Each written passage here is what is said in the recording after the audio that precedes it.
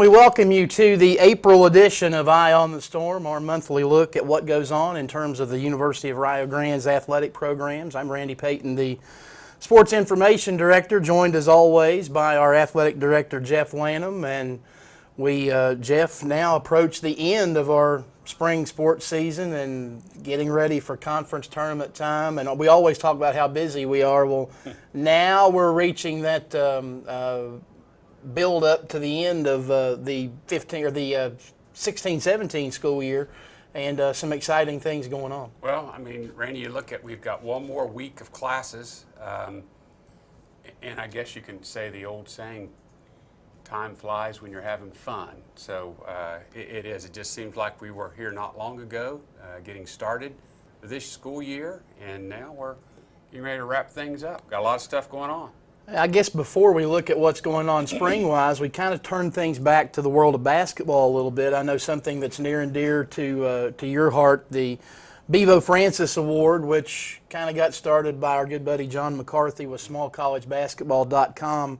Last year, you guys just recently out in Missouri to present this year's award winner. We did, Randy. That award goes to the best player that a committee of 15 select throughout the country. We somewhere between 15 and 16,000 athletes that play college basketball, small college basketball, which is all divisions except NCAA Division I. So Division II, Division III, NAI, NCCAA as well. And what a great job that whole committee has done. What a great job John McCarthy has done. We've talked about this. He contacted me a few years ago and says he wants to name this award after Bevo Francis. It's the idea that he may have had the best college basketball in one season anybody in the history of college basketball. Right. So this year we were able to whittle it down to one person. That person is Justin Pitts. I think we've got a picture of him up, and that's John there with him. And Justin is showing the award that goes along with that, and it's just a wonderful gentleman. Does a great job with that award out in Kansas City, showing Bevo there on the left and Justin on the right in the picture. And he is from Northwest Missouri State. They won the Division II National Championship. He won every award there is possible out there. He was MVP of everything. And it was a tough choice. Probably the one thing that came down that made his choice, his selection, was the way his teammates talked about him. And we thought that expressed, every time you talked to Bevo Francis, the one thing he said was, our team it wasn't about me, it was about my teammates. I couldn't have done anything unless I had these types of teammates. So, with that being said, I think we've got a video that we want a highlight film of Justin. So I hope you enjoy that, and we'll see you here in just a few minutes.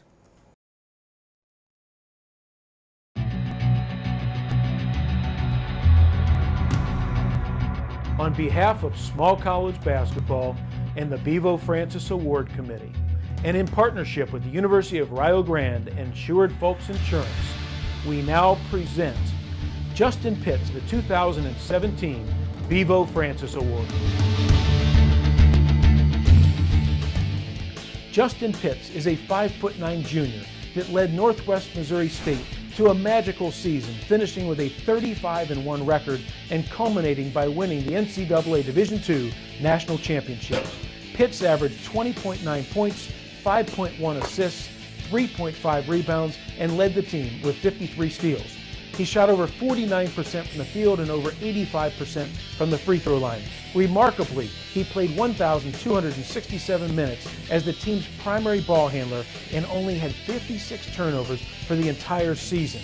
During this junior season, Pitts set the Bearcats' single-season record with 754 points and also set the school's career scoring record with 1,929 points.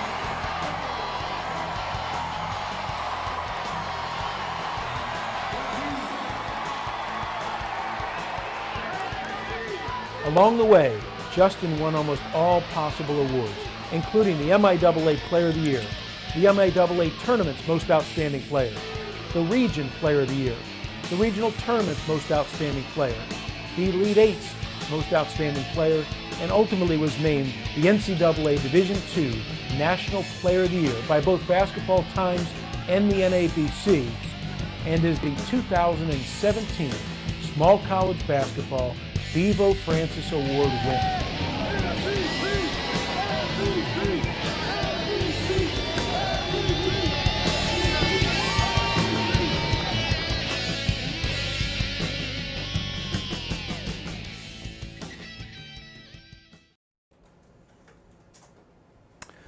As you look at Justin Pitts from Northwest Missouri State, Jeff, we were talking while that was playing. I didn't realize the fact that the young man's a junior and he's got a chance to become the first ever two-time winner. We talked to him about that. I said, Justin, you could possibly win this award 2 times in a row. I mean, which is, we have nothing against that. We try to pick out the best player. It's for one season, and so we felt like that this year, Justin Pitts from Northwest Missouri State was our winner.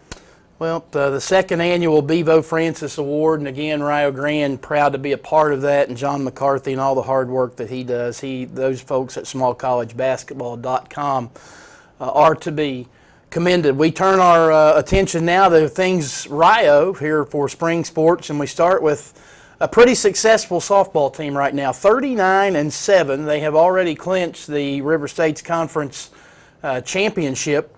Had a 26-game winning streak that actually got snapped back on Saturday. That's a school record. They are 2 wins away from tying the school record for victories. Jeff, they close their season Saturday, weather permitting, here at home against West Virginia Tech.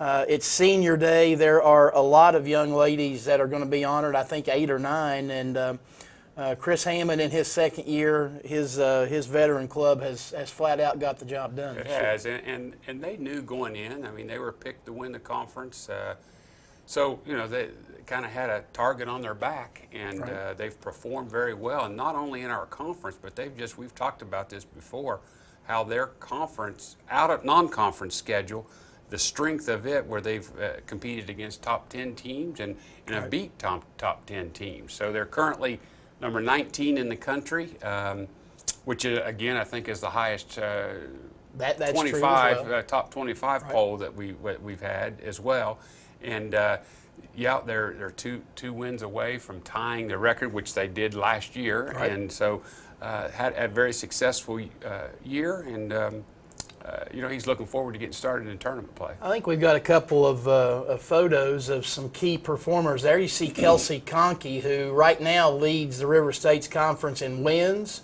She has 17 of them. Earned run average, it's under 1. She also ranks nationally in the top 10 in that category as well. And technically, I guess, with Jenna Jones, the main pitcher from last year back, you would call Kelsey Conkey Rio's number 2 pitcher, but I think she's a little better than that. Well, it's funny, I was talking with Chris about that yesterday after we played Shawnee State and beat Shawnee State 2 times yesterday, and I said, well, Jenna didn't pitch and just was resting her, and I said, well, you had your number 2 out there, and he said, well, he says, I think I've got a 1A and a 1B, and so that kind of describes those 2.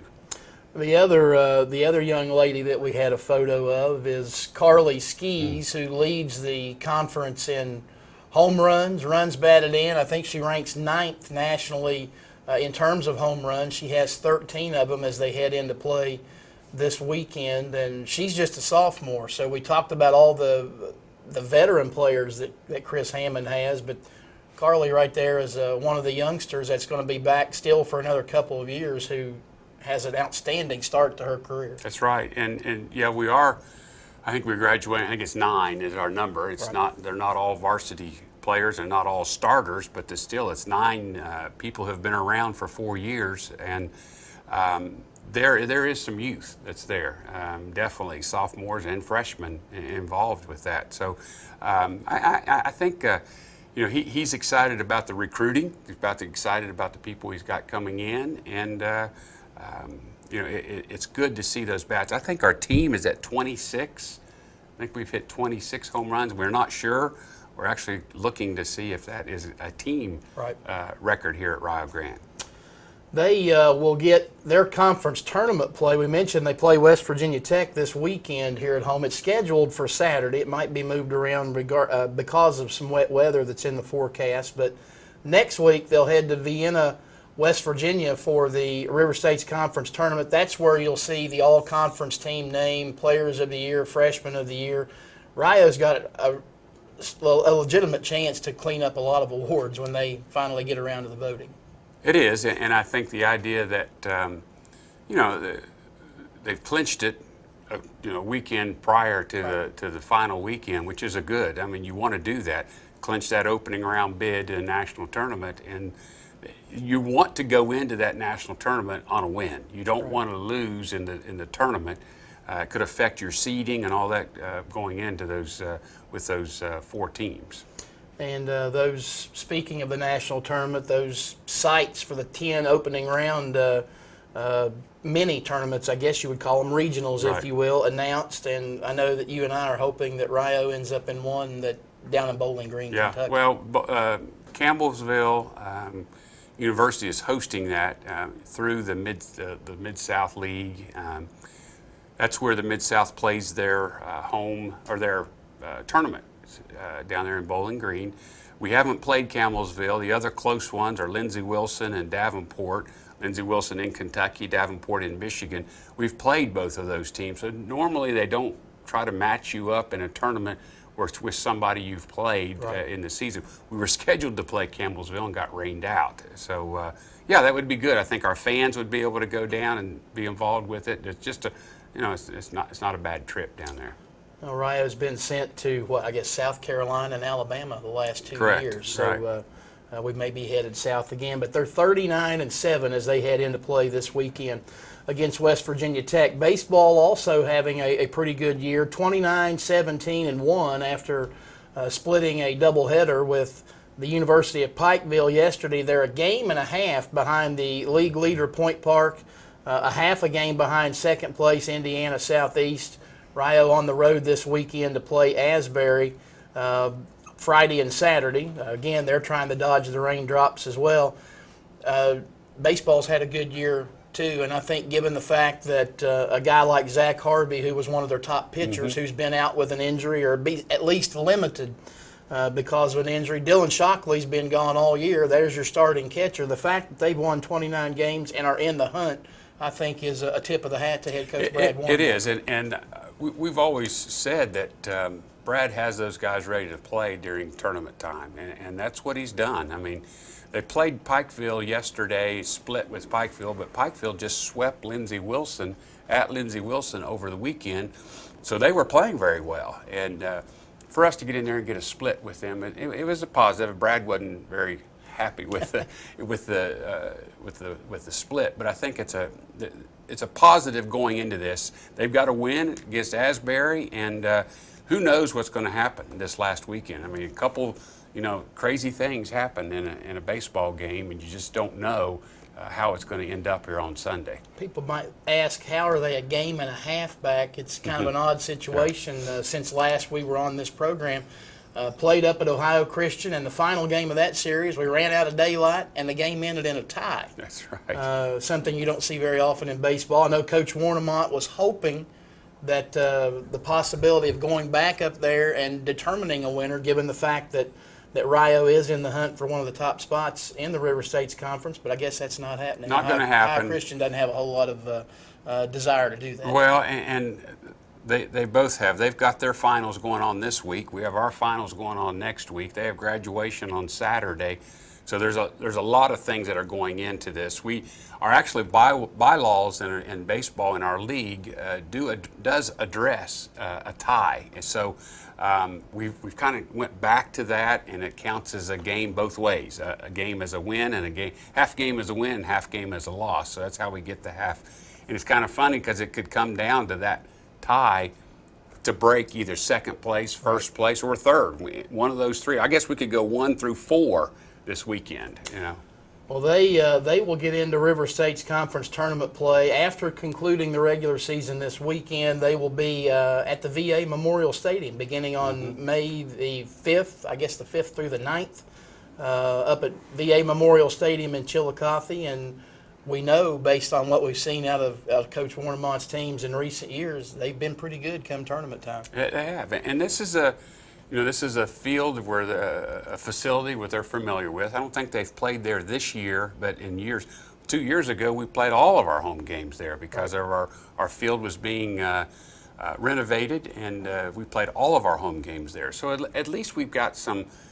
We're familiar with the surroundings a little bit, and it's not a far trip. I mean, it's 45 miles to get up there. Right. So, again, we hope fans are able to come up and support them, and we really will be some good baseball on Friday, Saturday, Monday, Tuesday. We won't play on Sunday. A couple of other quick things to touch on before we let you close with a couple of things that we want to make sure we get to. Golf with its first signee, Jared LeMaster, a senior from Jackson High School. There you see him and his family. That he stopped by the school, and with head coach Keith Wilson behind him there, became Rio's first signee. Coach Wilson continues to beat the trail in terms of recruiting, trying to get more players. I think he does have another one or two already signed. So his work cut out for him, but nice to have the first one out of the way. It is, and he wanted, since he was coaching at Jackson, he wanted this to be his first signee. And when the LeMaster committed to him, he said, "I want this to be my first one." So that was kind of a little sentimental, and it's just, it's part of the history of Rio Grande. Right. Track and field also in action, and they actually run to the River States Conference Championship meet this weekend. There's one of the big guys on the men's side off to your left in the red singlet. That's Brandon Massey. They will run up in Pittsburgh on Saturday, and Coach Willie and his squad have had another good season. He's got 3 or 4 kids in line to run possibly for an All-American status, but I know the one thing that means a lot to them, they have dominated the conference meet the last couple of years, and even though we're not hosting it this year and they have to go to Pittsburgh and to Point Park to get it done, they'd like to get a repeat on both sides. That's true, and the meet is actually held at Robert Morse, is right. where it'll be held, and Point Park is the host. They've done a great job too, by the way. Just their communication and things with us, it's been kind of a joy to be around that. And we're not hosting it here, but it's good to be involved there. Coach was talking this morning about they feel like they're pretty much ready to go. They think that their men are ready to compete, but they're concerned about the female side of it, the women's side, just because of some injuries and some nagging things that they've had going on. And so they'll see. I mean, golly, we talk about, you just got to come in and perform that one day. So it'll be interesting. It'll be interesting to see those scores. That'll all happen on Saturday up in Pittsburgh, the greater Pittsburgh area, as Rio goes for, I guess, a three-peat in terms of right. River State's conference championship in track and field. One thing we want to get to is there's actually Clint Campbell, who is another of Rio's standouts. He actually ran by himself last week up at Ohio State, wanted to go up against the big boys in the 400-meter hurdles, and he's obviously one of the guys that they'll look to at the conference meet, which again gets underway on Saturday up in Pittsburgh. There's Emily Sands, who is a distant runner on the women's side, and I think we've also got a shot of Maria Fondale, who is one of the sprinters for the women as well. So they'll all be in action on Saturday up in Pittsburgh at the River States Conference Championships. One of the things we have going on campus here on Sunday night, something that we started, I guess, a couple of years ago, the Champions of Character Athletic Banquet, and I'll let you take it from here and kind of tell the folks what that's about, and it's really a nice night. Right, we started that a few years ago. And what we do, we bring all of our athletes back. We hold it in the Fine Arts Building, and what we do is each team comes up, and we have the coach to kind of give a overview of the season, and then to give out any awards that were received throughout the year. Example, All-American Awards, All-Conference Awards. We also, each team is presented with a Champions of Character Award. And then we have some special awards that we do as well. We do the Male Player of the Year. We do the Female Player of the Year, which we can't announce those yet. We won't announce those till Sunday. We also do the Champions of Character Team Award, and we do the Newt Oliver Coach of the Year Award. That comes from our athletic department. We do one other special award. Our volleyball does a Emily Cooper Character Award. Emily Cooper was tragically, we lost her a few years ago in a car accident. It was a GA for us here with the volleyball team, and this is the second annual award to be named in her honor, but that will be announced on Sunday night as well. And we would encourage everyone. This is not just for athletes. We would encourage faculty, staff, anyone, parents, friends, anyone to be involved in that. We've got plenty of seats, and it's a good opportunity to honor those athletes. They've been, all year long, those student athletes that we're so proud of. It'll take place in the Fine Arts Building in the auditorium over there. And when it got its start, I guess we tried it kind of as a little bit of a dinner, an ice cream social, and it went well, but it was one of those things that's been tinkered with, and that's kind of been pushed to the side. And I kind of like the setup that we have over at the Fine Arts Building. It is, and it's we're comfortable. We've got plenty of room, and it's a nice. We kind of end the year there. We started the year there with when we had all athlete meetings, and we brought in all of our athletes, and so we'll end in the same place, and it just seems like it works there in that building, and they do a nice job for us over there in Fine Arts. It's kind of Rio's version, I guess, of the ESPY, so to speak, and although we're not calling it that like some of the other schools in the conference have. Yeah, that is right. We're staying with just our Champions of Character celebration. You've got something else you wanted to get to. One other thing go too ahead. with that. Yeah, I've got to do this quickly. So May 6th is graduation. We will have 3 programs who will not be able to walk through graduation: softball, baseball, and some of track and field will be out of town as well. So what we actually, Katie Molesky, who is a assistant professor with us in our exercise and physiology program, she came up to me and said, let's do something for these athletes. So we're banding together, and we're going to have our own student athlete graduation for those kids who can't participate. That's going to be on Wednesday, May the 6th, Inline Center at 7 o'clock. May the 3rd. I'm sorry, May the 3rd, Wednesday, May the 3rd. Thank you. And again, it's going to be a fun time, not a traditional. We got caps and gowns to wear. The president's coming, our deans are coming. So I think it'll be a fun evening. That's what we're trying to do. We're just trying to have a fun evening. Here in our closing moments, you've got a raffle that you wanted to mention as Yeah, well. and also this is You came with props. I came with props. That's right. We pass these out to our student athletes. We'll wear this during graduation with their cap and gown. So I think that's a kind of a distinguishing between them, and let them know who those student athletes are. And we're also offering. We're doing a raffle. The Archon Alumni Association is doing a raffle, and we're involved with this. There's 2 different raffles. One is a golf package, and one is a gift card bundle. And I think the golf package, I think we counted 15 rounds of golf potential in local golf courses. And this bundle of gift card has to do with restaurants and different things, from movie theater, the Body Barn, the Colonial Club. There's all kinds of different things involved with this. $10 a ticket, or 3 for $20. We'll be selling those at the athletic department.